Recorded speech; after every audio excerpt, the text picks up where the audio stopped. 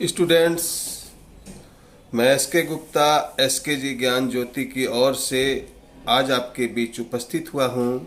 आज जो मैं आपके पास वीडियो लेकर आया हूँ, यह वीडियो जो है SKMU यूजी सेमेस्टर 4 का है, यानी BA BSc के जो स्टूडेंट सेमेस्टर 4 के हैं और जिनका इकोनॉमिक्स कोर है या जनरल इलेक्टिव है। इस वीडियो के अंदर आपको इकोनॉमिक्स कोर और जनरल इलेक्टिव दोनों का सिलेबस मिलेगा कि आपको सेमेस्टर 4 में क्या पढ़ना है।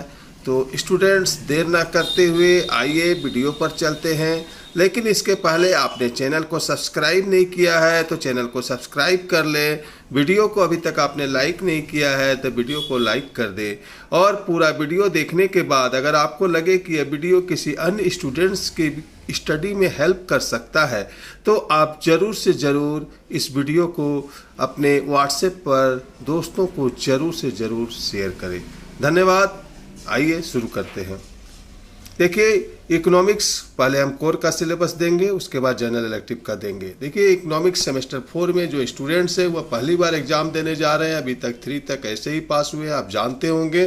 तो इस बार स्टडी डीपली ज़रूरी है, क्योंकि सेमेस्टर 4 का एग्ज़ाम पिछले 2-3 साल से कोरोना की वजह से हुआ नहीं है।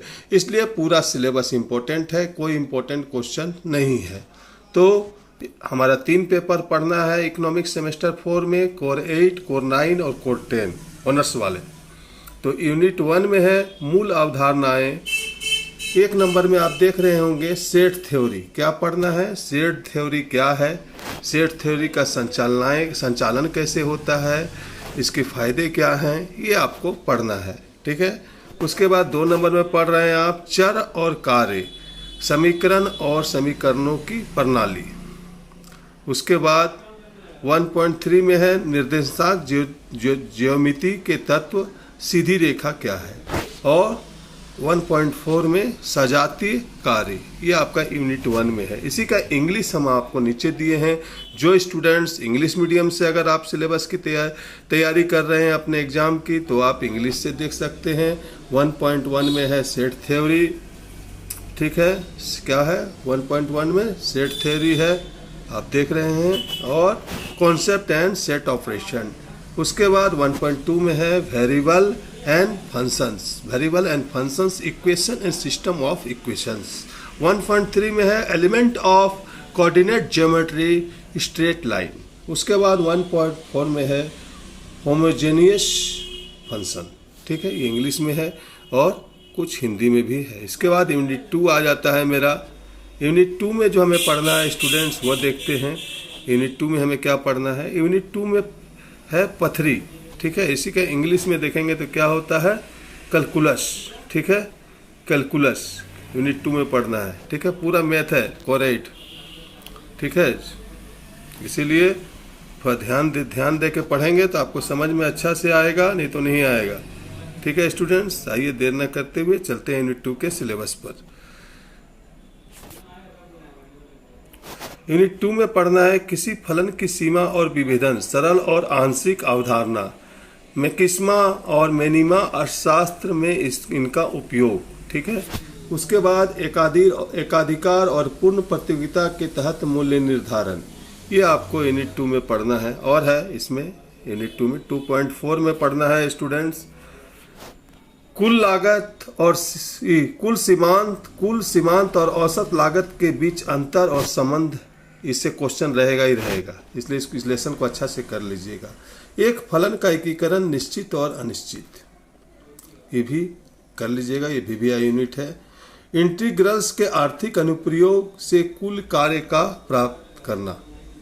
और सीमांत कार्य, राजस्व, लागत और उत्पाद, उपभोक्ता और अधिशेष, ये भी लेसन आपका VBI है, इसको आप कर लीजिएगा।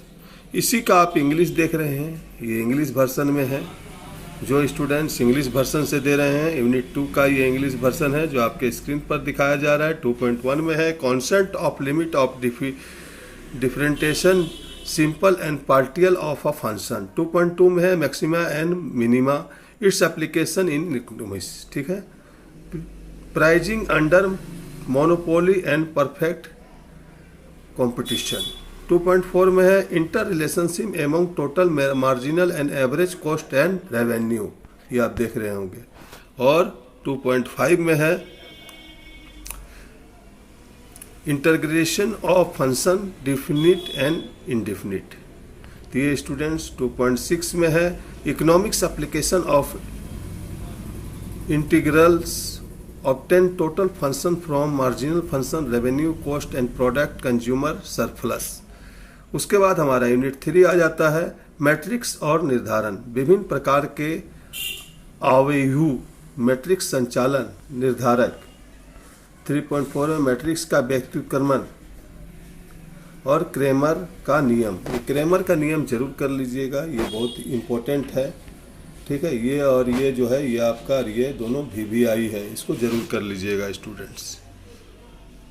अब इसी का इंग्लिश वर्जन है, तो इंग्लिश हम बार बार पढ़ेंगे, बहुत टाइम लगेगा। बोले सर वीडियो को लंबा कर दिए, कोई बात नहीं, चलिए। यूनिट 3 में है matrix and determinates, various type of matrix, matrix operation, determinates, inverse of matrix and Cramer's rules है, यूनिट 2 में है। ये कोर 8 खत्म हो गया, अब कोर 9 आया। ऑनर्स वाले स्टूडेंट्स सेमेस्टर 4 आप देख रहे होंगे। अंतर्राष्ट्रीय अर्थशास्त्र का दायरा हम लोग को कोर 9 में पढ़ना है, पहला यूनिट में, ठीक है। इसमें है अंतर्राष्ट्रीय अर्थशास्त्र, परिभाषा, प्रकृति और महत्व। उसके बाद है व्यापार से लाभ, उनका मापन और वितरण। उसके बाद पढ़ना है तुलनात्मक लागत लाभ और हेचर-ओहलिन सिद्धांत, अंतर्राष्ट्रीय व्यापार। ये सब आपको पढ़ना है स्टूडेंट्स। ये आपका सिलेबस है यूनिट 2 का, ये यूनिट 1 का, कोर 9 का। इंग्लिश में स्कोप ऑफ इंटरनेशनल इकोनॉमिक्स, ठीक है, इसमें पढ़ना है। इंग्लिश में आप देख रहे होंगे international economics definition, nature and importance. 1.2 में पढ़ना है gain from trade, the measurement of distribution. 1.3 में पढ़ना है comparative cost advantage and Heckscher Ohlin theory और इंटरनेशनल ट्रेड, ये हमको पढ़ना है। अब आते हैं कोर 9 का, जो हमारा कोर 9 पेपर है उसका यूनिट 2 में क्या पढ़ना है, अंतर्राष्ट्रीय व्यापार नीति। इसको आप जरूर कीजिएगा स्टूडेंट्स, ये बहुत इंपॉर्टेंट है आपके लिए। मुक्त व्यापार बनाम संरक्षण और व्यापार प्रतिबंध के तरीके, टैरिफ और कोटा, उनका प्रभाव। यूनिट 3 में है विदेशी मुद्रा, ये आपको करना है स्टूडेंट्स, ठीक है। इसी का इंग्लिश पढ़ देते हैं थोड़ा सा। यूनिट में पढ़ना है इंटरनेशनल ट्रेड पॉलिसी, अंतर्राष्ट्रीय व्यापार पॉलिसी क्या है, free trade versus protection, method of trade restrictions, tariff and quotas, their impact और उनका प्रभाव। उसके बाद 3.1 में पढ़ना है, अब देख रहे होंगे स्टूडेंट, विनिमय दर निर्धारण, स्वर्ण मानक, मेंटी-पेरिटिक करे, ठीक है, शक्ति समता सिद्धांत, करे शक्ति समता सिद्धांत, ये दूसरा लेसन है।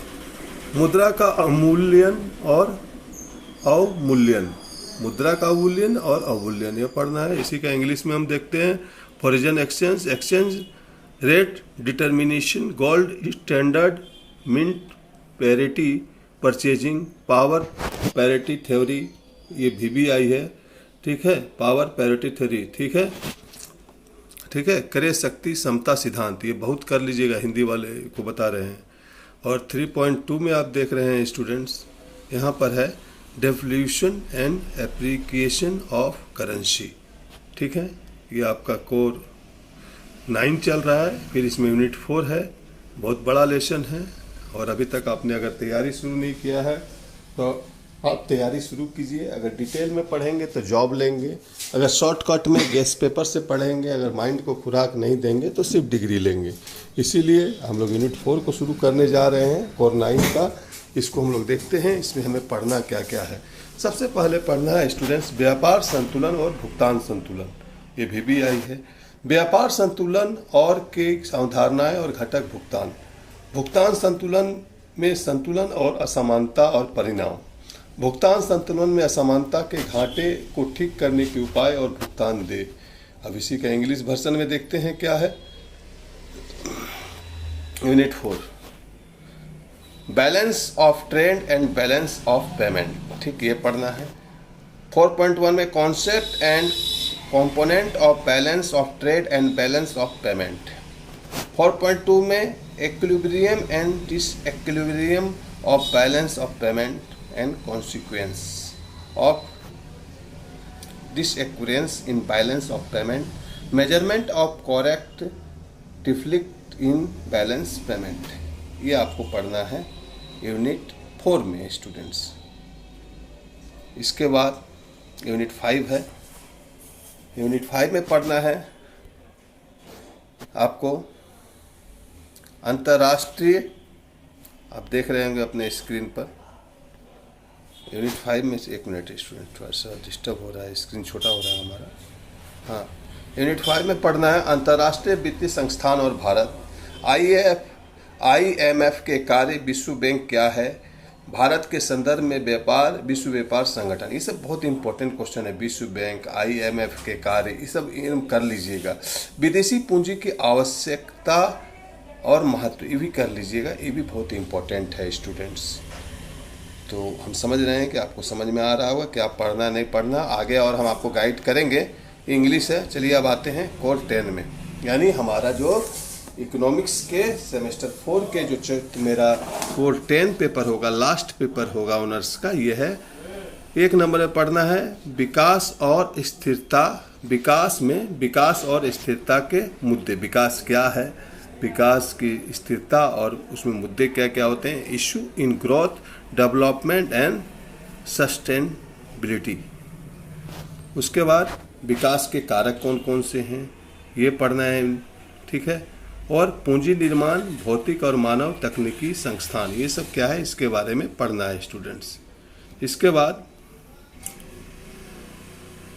इसी को इंग्लिश में देखेंगे। फैक्टर ऑफ डेवलपमेंट क्या है, factor of development, capital formation, physical and human technology institution. उसके बाद 3 नंबर में है जनसंख्या और आर्थिक विकास क्या है, इसके बारे में पढ़ना है। Population and economic development. उसके बाद जनसंख्या रुझान, शहरीकरण क्या है, जनसांख्यिकी संक्रमण का सिद्धांत क्या है, theory of the demographic transition. ठीक है स्टूडेंट्स। अब यूनिट 4 में पढ़ना है हमें रोजगार, संगठित और असंगठित क्षेत्रों में व्यावसायिक संरचना, खुली और प्रच्छन्न बेरोजगारी, ग्रामीण और शहरी रोजगार, ये पढ़ना है। योजना और उनका प्रभाव, अगर इंग्लिश में देखें तो employment, occupational structure in the organized and the unorganized sector, offender and disguised unemployment, rural and urban employment scheme and their impact। 5वां में पढ़ना है भारतीय विकास का अनुभव। 5वां यूनिट जो है हमारा क्या है, भारतीय विकास का अनुभव।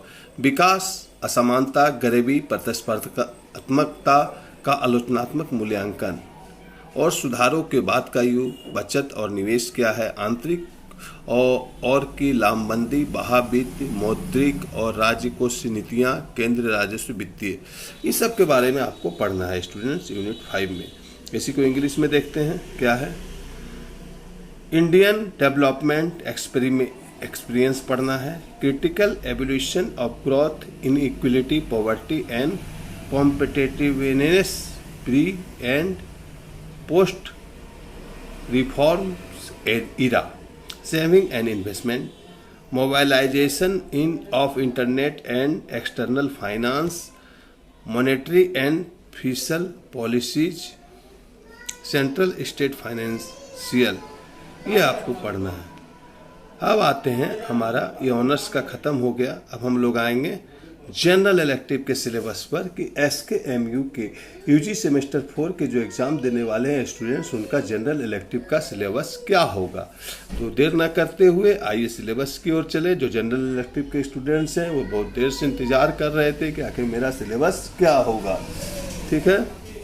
तो देर ना करते, पहले यूनिट 1 में पढ़ना है स्टूडेंट कृषि। क्या पढ़ना है आपको, कुल 8 प्रश्न रहेंगे। 8 प्रश्नों में से आपको 4 प्रश्नों का उत्तर देना है, ठीक है स्टूडेंट्स। आपको समझ में आ रहा होगा। 8 प्रश्नों में से 4 प्रश्नों का उत्तर देना है।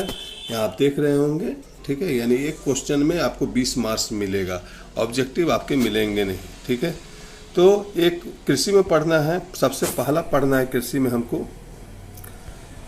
कृषि में जो पढ़ना है स्टूडेंट्स, आप देख रहे हैं स्क्रीन पर, भारतीय कृषि की प्रकृति, महत्व और रुझान। ये VVI है, इससे क्वेश्चन रहेगा ही रहेगा। ठीक है।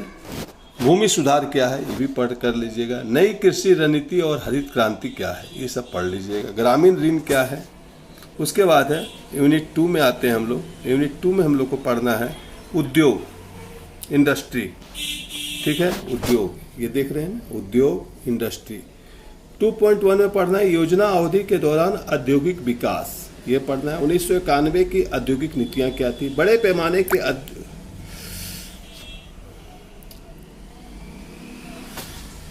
1991 की औद्योगिक नीतियों का विकास, बड़े पैमाने के उद्योग, चीनी, लोहा, इस्पात और सूती वस्त्र उद्योग, इसकी वर्तमान स्थिति और इसकी समस्याएं क्या है। जो उद्योग सब है, लोहा का, इस्पात का, चीनी का और सूती का, इसका बारे में थोड़ा सा जानना है आपको। कहाँ कौन बड़े बड़े हैं, बड़े बड़े उद्योग कहाँ कहाँ हैं, इसकी वर्तमान स्थितियाँ क्या हैं और इनकी समस्याएँ क्या हैं, ये आपको जानना है स्टूडेंट्स, ठीक है।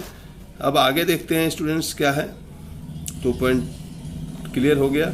इंग्लिश में दिया हुआ है, आप पढ़ लीजिएगा स्टूडेंट्स। 2.4 है लघु उद्योग, विकास, महत्व और समस्याएं, देख रहे होंगे स्क्रीन पर। यूनिट 3 में पढ़ना है बाहरी क्षेत्र, विदेशी व्यापार की भूमिका, निर्यात और आयात में रुझान। उसके बाद 3.3 में है भारत के विदेश की संरचना और दिशा, composition and direction of Indian foreign, ठीक है, एंड छूट गया है। ट्रांसलेटेड इस सिलेबस को एसकेजी ज्ञान ज्योति द्वारा किया गया है, आप देख रहे होंगे, ठीक है। यहाँ लिखा हुआ है, देख रहे हैं कि आप हमसे कांटेक्ट कर सकते हैं। अगर बीए बीएससी के ऑनलाइन क्लास चाहते हैं, आप नोट्स चाहते हैं, प्रैक्टिकल कॉपी चाहते हैं, बीए बीएससी की स्टडी में किसी प्रकार का अगर मटेरियल चाहते हैं तो आप हमसे कांटेक्ट कर सकते हैं। उम्मीद करते हैं ये वीडियो आपके लिए हेल्पफुल रहा होगा स्टूडेंट्स। ये वीडियो अगर आपको अच्छा लगा ज़रूर चैनल को सब्सक्राइब करें, लाइक करें और अपने दोस्तों को शेयर करें। धन्यवाद, मिलते हैं फिर न्यू वीडियो में।